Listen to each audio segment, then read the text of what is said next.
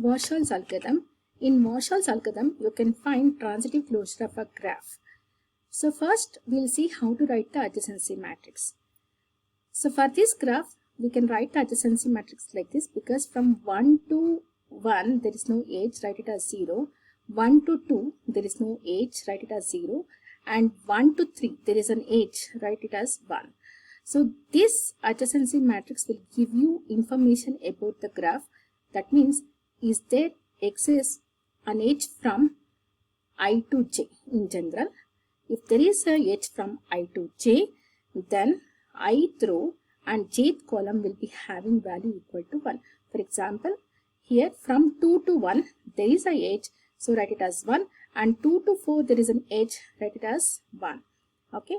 And here from 3 to 2, here in 3 to 2, there is no edge, so it's equal to 0. But from 4 to 2, there is an edge, write it as 1. 1, 2, 3, 4. There are 4 edges here. So look at here in the adjacency matrix, you will be having 4 ones. Similarly, you try writing adjacency matrix for this graph also. So once you have written the adjacency matrix, then what you are required to do is find out series of this R0 is initial adjacency matrix.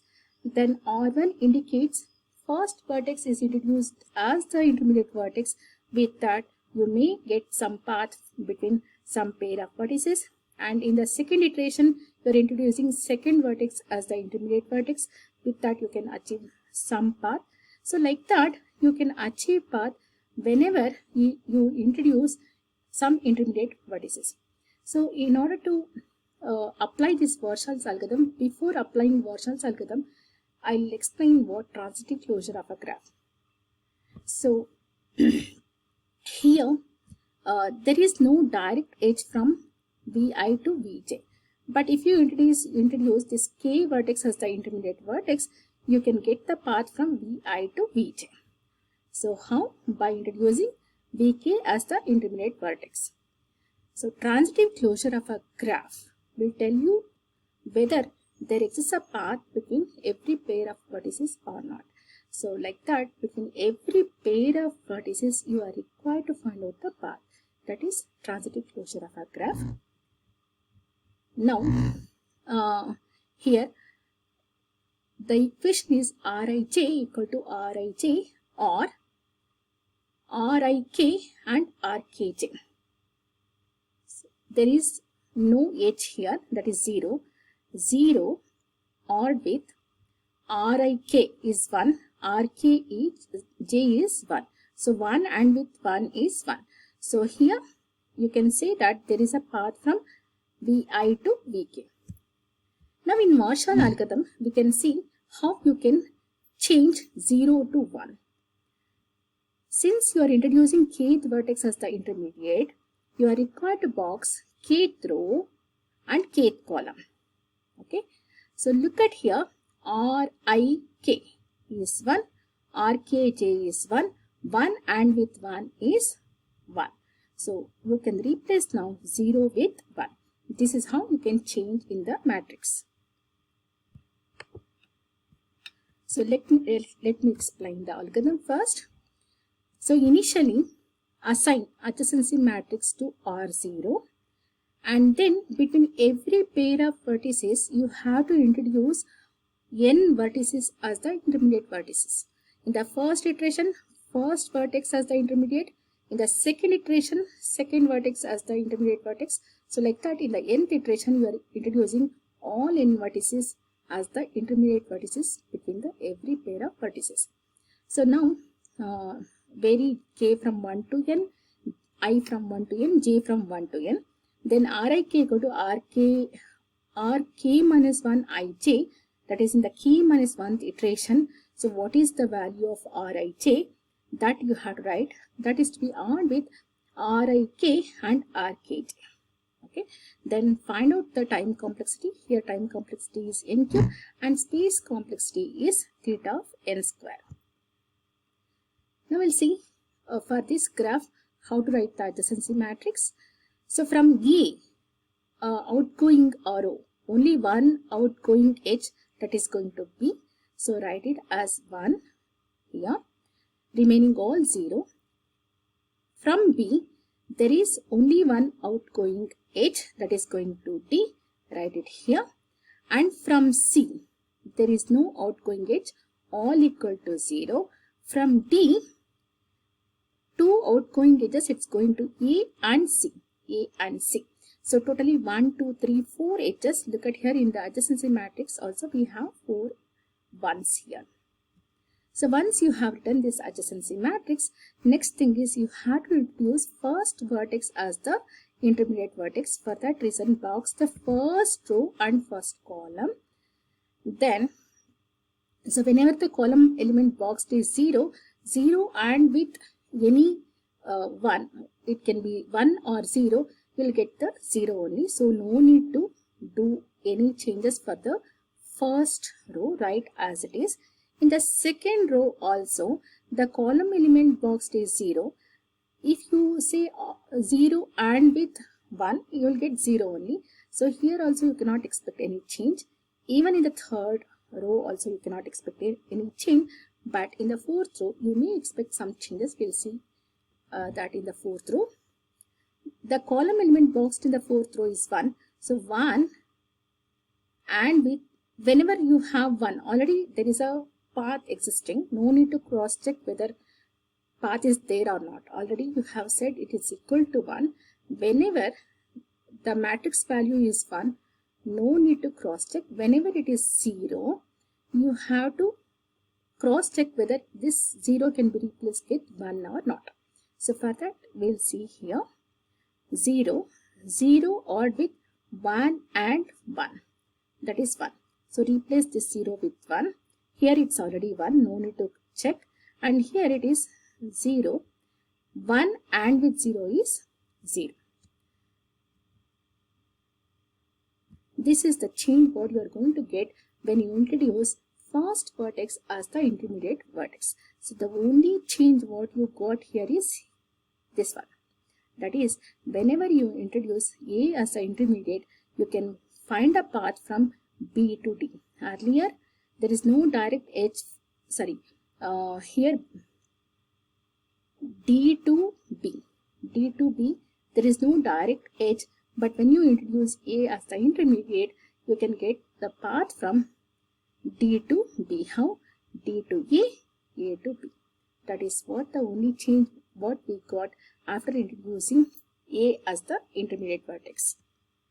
Now we'll see, is there any change we are going to get when we introduce the second vertex as the intermediate. So for that, you are required to box the second row and second column. I have done it. Now when I introduce second vertex as the intermediate, in the first row, the column element boxed is 1. So you may expect some change here. 1 and with 0 is 0. 1 and with 0 is 0, no change. Here 0, 0 odd with 1 and with 1 is 1. So this 0 can be replaced with 1 now. In the second row, the column element boxed is 0. So you cannot expect any change. In the third row, the column element boxed is 0. So again in the third row, there is no change. In the fourth row, we'll see, is there any change occurs in fourth row or not. 1 and with 0 is 0, but already you have 1. So 1 odd with 0 is 1. Then write 1 as it is. Here also 1 write as it is. So here 0 odd with 1 and with 0. 1 you have to cross check with the boxed row. 1 and with 0 is 0, but already 1, 0, 1. Then 1 and with 0 is 0, but already you are having 1 here written as it is. Now 0 odd with 1 and with 1 is 1.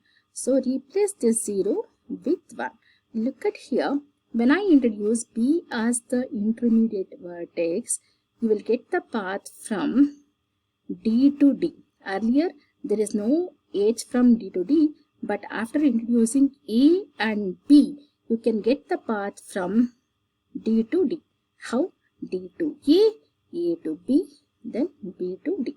So that's why here we have changed this 0 to 1. When we got this? After introducing A and B as the intermediate vertices. So in the third iteration, you are introducing third vertex as the intermediate vertex. So you are required to box third row and third column. With that, we'll see what changes it's going to happen. In the first row, the column element boxed is 0, so no change in the first row. In the second row, the column element boxed is 0, so no change here. In the third row, the column element boxed is 0, no change. In the final row, the column element boxed is 1, but already all the elements of the last row is 1. No need to check whether we can change 1 to 1 itself. No need to cross check that because already all equal to 1. There is no zeros here. In the final iteration, we'll see what changes is going to occur. So since you are introducing fourth vertex as the intermediate vertex, you are required to box the fourth row and fourth column. Fourth row, fourth column is boxed. So in the first row, the column element boxed is 1. So 1 and with 1 is 1. So replace this 0 with 1. So already it is 1. No need to cross check. Here 1 and with 1. Replace 0 with 1. Then 1. Here 0. 1 and with 1. 1 here. 0. So we'll see whether this 0 can be replaced with 1 or not. 1 and with 1. 1. Here we'll see for this 0. 1 and with 1. So 1. Okay. Then here in the third row, the column element boxed is 0. You cannot expect any change in this. In the last row, it is already equal to all ones. No need to cross check even though column element boxed in the last row is 1. Look at this. The final matrix what you are going to get is this one. This is called transitive closure of a graph.